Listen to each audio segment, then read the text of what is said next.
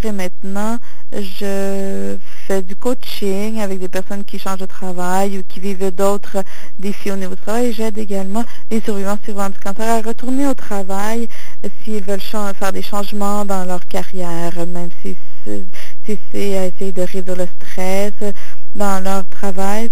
Des fois, ça signifie de réduire les heures de travail ou d'essayer quelque chose de nouveau, peut-être de suivre une passion qu'ils ont toujours vécue. Le cancer semble souvent éveiller cela. Pour moi, c'est une bonne façon d'aider des survivants en continuant à être la personne que je suis en tant que survivante de cancer. La raison principale pour laquelle on travaille sur le cancer, c'est de maintenir une vie normale, d'essayer d'avoir la tête dans d'autres choses que le cancer. Et pour une survie financière, beaucoup d'entre nous ne peuvent pas se permettre d'arrêter de travailler ou on peut simplement pas considérer de ne pas travailler. Il y a des personnes qui n'ont pas travaillé. Moi, j'ai connu beaucoup de survivants qui ont pris beaucoup de temps de congé, qui sont encore en congé plusieurs mois après ou même des années plus tard. Et en réalité, je les envie, j'aurais aimé pouvoir le faire, mais ce n'était pas mon chemin. Dans mon travail de coaching avec des survivants et avec des organisations et des individus, je me rends compte que les 4 choses principales dont on parle en ce qui a trait au cancer et le travail, premièrement, c'est la peur des rechutes. Nous avons tous peur de penser, oh mon Dieu, ça va revenir, ou le traitement n'a pas éliminé le cancer totalement. Et ça peut rendre très difficile la concentration au travail. Des fois, on cherche des distractions. De mon côté, cela voulait dire de passer des heures et des mois sur l'Internet, avoir des études de recherche, des blogs, toutes sortes de choses. Je cherchais le site qui allait me donner la réponse que je cherchais. Et c'était que Maggie n'allait pas avoir de rechute. Et je vais vous sauver du temps. Cette réponse n'est pas sur l'Internet, vous n'avez pas cherché. Et ça, c'est une réalité très difficile. Mais peut-être que cette distraction était quelque chose dont j'avais besoin à l'époque.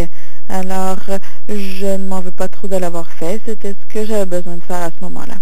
En plus des problèmes de concentration, le travail peut sembler insignifiant comparé à penser si on va survivre ou mourir ou si on va avoir à passer par d'autres traitements. Et ça, c'est absolument compréhensif, mais malheureusement, ça ne s'intègre pas vraiment avec le travail traditionnel ou les horaires des autres. Ce qui arrive est que le travail ne change pas, mais la personne change. Et c'est difficile d'essayer de s'adapter à cela. La peur des rechutes termine par se dissiper. Je dois dire que de mon côté, ça a été comme je pensais que cela n'est jamais arrivé. La première année après le traitement a été la plus difficile et j'ai passé beaucoup de temps à essayer de faire tout ce que je pouvais pour passer à travers. J'ai parlé à mes médecins, on a beaucoup de rendez-vous de suivi dans la première année et en fait, pour moi, les choses étaient le processus de dépistage. J'avais toutes sortes de rendez-vous pour des dépistages pendant la première année. Et pour moi, c'était ce moment. Donc, juste après un dépistage clair, il y a 1 ou 2 mois où on se sent intouchable. Alors, le cancer ne peut pas revenir si rapide. Je vais être correct pendant ce mois ou 2 mois. Et je vivais comme ça, de dépistage positif à dépistage c'est comme ça que je passe à travers et j'étais très contente de voir que oui, cette peur disparaît avec le temps, même si je pensais que je ne serais jamais capable de continuer avec ma vie. J'ai réussi et j'étais capable de me concentrer sur des choses nouvelles et excitantes. Essentiellement, vous avez passé à travers une expérience absolument traumatisante de cancer et cela, incluant le diagnostic et tout autour de cela, celui du traitement et cette nouvelle réalité à laquelle on fait face. Et si vous devez encore travailler ou vous voulez travailler facilement, vous devez continuer à le faire pour pouvoir passer à travers. Et la deuxième préoccupation importante, c'est la fatigue et d'autres effets secondaires. C'est quelque chose de très commun dans le traitement et le post-traitement.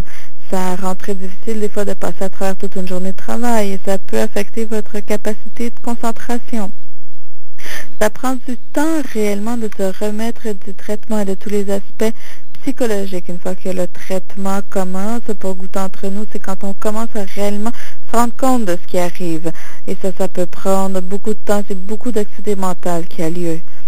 En plus de tout ce qui arrive dans notre corps, la vraie fatigue, les vrais effets secondaires. On ne peut pas nécessairement retourner à notre ancien rythme facilement, et parfois jamais. Et ceci peut être frustrant. Et ensuite, la frustration participe à la fatigue et ça devient un cercle vicieux. Je n'ai pas eu beaucoup de problèmes de fatigue moi-même. J'avais d'autres effets secondaires, des problèmes de nerfs, de jointures, ce type de choses qui difficultaient les choses. Mais j'ai connu beaucoup de survivants qui ont eu des grands problèmes de fatigue et cela a vraiment affecté leur vie personnelle et leur vie professionnelle. Certains ont dû quitter leur emploi ou ont été et arrêter de travailler, faire d'autres choses, ou le travail de la maison, et ont été obligés de s'adapter de cette façon. Cela ne signifie pas que ça va durer toute la vie, non plus certains d'entre nous doivent faire ces changements de façon intérim, ce qui est parfois surprenant, et que vous allez peut-être changer d'idée plus tard, savoir comment vous voulez gérer la situation dans le futur. Ça prend un certain temps pour réellement tout comprendre. Une partie de cela, c'est d'essayer de voir jusqu'à quel point vous pouvez vous pousser, jusqu'à où vous pouvez aller, une fois que votre corps et votre esprit a passé à travers tout cela. Encore une fois, c'est important de faire ce qui vous semble le mieux pour vous. Et une partie de cela, c'est de gérer la frustration. Il y a beaucoup de frustration autour du fait que notre corps change et qu'il ne fait plus ce qu'il faisait, ce qu'on est habitué depuis tant d'années. Et il faut avoir un peu une façon de faire sortir cette frustration. C'est pour ça que c'est important d'en parler une fois que vous êtes prête avec différentes ressources. Ou l'écrire, quoi que ce soit qui puisse vous aider à réellement reconnaître cette frustration. Parce que ça, c'est un élément clé à pouvoir gérer la frustration.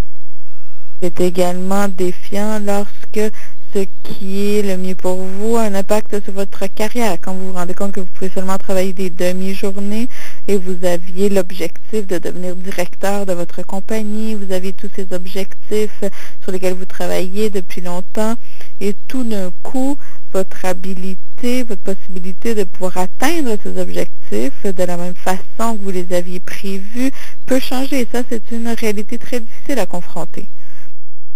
D'autres effets secondaires peuvent également impliquer des visites fréquentes de médecins avec des manques de diagnostic.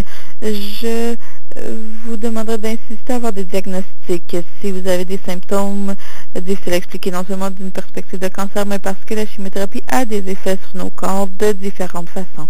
Beaucoup d'entre nous ont des problèmes de nerfs, de jointures, et c'est important de continuer d'aller voir ton médecin de famille, ton oncologue, pour essayer d'avoir des diagnostics, parce qu'on sait que c'est important d'avoir un nom sur ce que l'on a et peut-être avoir un traitement. Ça ne veut pas dire que vous allez toujours avoir un diagnostic, et souvent, les traitements sont assez nouveaux, surtout pour nos omnipraticiens ou nos médecins de famille. Mais encore une fois, en parler avec d'autres, même avec vos médecins, ça peut aider à la frustration. La troisième chose qui ressort souvent, ce sont les collègues et les relations de travail. À voir quand et si vous voulez parler avec vos collègues sur le cancer. Souvent, les gens ont peur à savoir de la réaction de leurs collègues, s'ils vont les appuyer, s'ils vont avoir peur, s'ils vont être intimidés, s'ils vont être insensibles. Je crois qu'on s'est tous fait dire trop souvent pensez positif.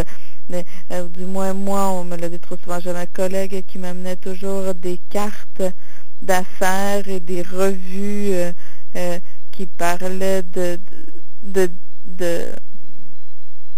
de perruques parce qu'elle se sentait mal à l'aise avec le foulard que je portais. Mais moi, j'aimais le foulard et ça, c'était son défi pour elle. Il fallait qu'elle m'assume avec mon foulard parce que je souffrais de Hodgkin. J'ai aussi entendu beaucoup de commentaires, surtout de la part d'hommes qui me disaient toujours que le joueur de hockey, Mario Lemieux, avait souffert de Hodgkin alors que je ne pouvais pas me plaindre et que j'allais très bien. Je suis contente pour Mario Lemieux, c'est un Hodgkin différent, celui qu'il avait, et mon propre oncologue rit de cela également. Mais ce n'était pas d'un grand appui pour moi d'entendre ces choses-là. Mais il faisait ce qu'il pouvait au moment et je gérais ça à ma façon.